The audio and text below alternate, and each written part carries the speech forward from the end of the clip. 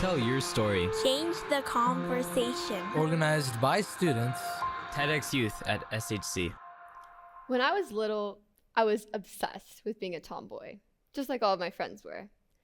I refused to wear pink, tied my hair in a ponytail every single day, and I threw out all of my skirts because in my mind, that wasn't cool anymore. Then middle school came around, and like clockwork, I changed again. I became a full-fledged Visco girl, if anyone remembers that. Stacking scrunchies on my wrist, buying a Hydro Flask water bottle, and shopping at Brandy Melville, because that's what everyone did. My finger hovered over the add to cart button, convinced that this next purchase, this next aesthetic, would finally make me feel like I belonged. But in my desperate attempt to keep up, I started losing track of the things that actually mattered. Instead of looking up at the dinner table, I was checking my phone, scrolling mindlessly through influencers who didn't know I existed.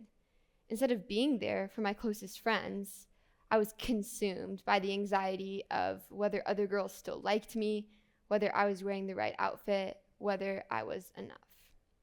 I spent hours overanalyzing texts, dissecting the way people spoke to me at school, wondering if I should change something, my style, my interests, my entire personality, just to fit a mold that shifted every few weeks. Then, when I was 12, I got a call. My grandpa had a heart attack. He was in the hospital, and he wasn't going to make it. My constantly anxious mind went silent for a second as I thought. He lived just a short drive away, yet when I tried to recall the times we'd spent together, my mind came up more blank than I expected.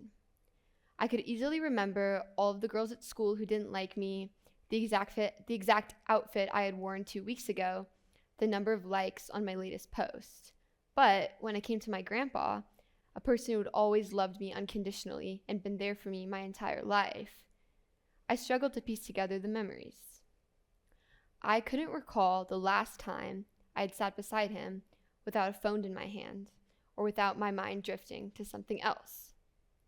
I had spent so much time chasing fleeting approval from people who barely noticed me that I had neglected someone who truly cared. And now I couldn't make up for that. The memories I had with him were all I had left. It was too late.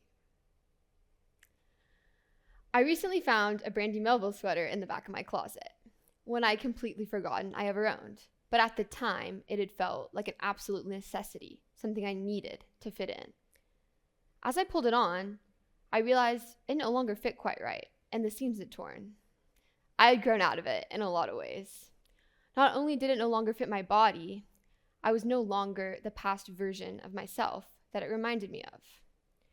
The shallow relationships that I had prioritized, like the validation of my peers, were just like that Brandy sweater, fleeting, easily torn, ultimately not worth the effort. Just like fast fashion, the superficial connections I chased in my life didn't have the quality to withstand time. This year, I took a class on environmental science, and we talk a lot about sustainability. This means that making sure something can last, balancing short-term and long-term thinking. In my class, investing in renewable energy and protecting ecosystems are what makes a practice sustainable. In the fashion industry, however, sustainability entails high-quality pieces that can last for years.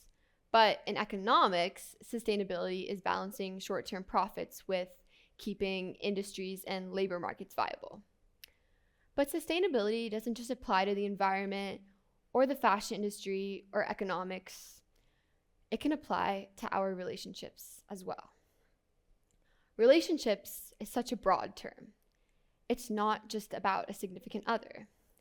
You have a relationship with your parents, your dog, your childhood best friend, your phone, even your water bottle. But the depth and longevity of these relationships is the part that varies. Our parents, for example, will hopefully be a long relationship in our lives, but our grandparents will likely be shorter. No relationship is promised to last forever. And if we don't actively sustain the ones that matter, they'll fade even quicker. I regret a lot in my life, but I especially regret the moments I didn't take advantage of. The times I wasted when I could have been playing with my childhood puppy, or the weekends I spent obsessing over trends instead of spending time with my grandpa. I want you to take a moment. Call to mind a relationship that you've been neglecting, whether it's a friend, a family member, even your own well-being. Maybe it's a sibling who you used to be close with, but haven't had a real conversation with in months. Or maybe it's a grandparent who would love nothing more than to hear your voice, even if only for a couple of minutes. Now imagine, what would it look like if you chose to nurture that relationship? How would your life be different? Imagine how they would react when you finally make time, when you choose them over whatever short distraction was in the way before. Or if it's yourself you've been neglecting, imagine what it would finally feel like to put down the weight of constant comparison, just like I had felt. Trends come and go, the clothes, the aesthetics, the fleeting social validation, all the things that feel so important right now will all eventually fade into the background. So ask yourself, who or what have you been treating like a Brandy Melville sweater? Something easily replaceable or you assume will always be there? Because unlike trends, relationships don't automatically restock. And if we're not careful, we might realize too late that we never gave enough time to them. The truth is, you can't get lost time back. But what you can do is start now and choose to sustain the relationships that matter. Because in the end, when you look back, it won't be the clothes you wore or the trends you followed or the girls who didn't or did like you that stand out. It will be the connections. Thank you.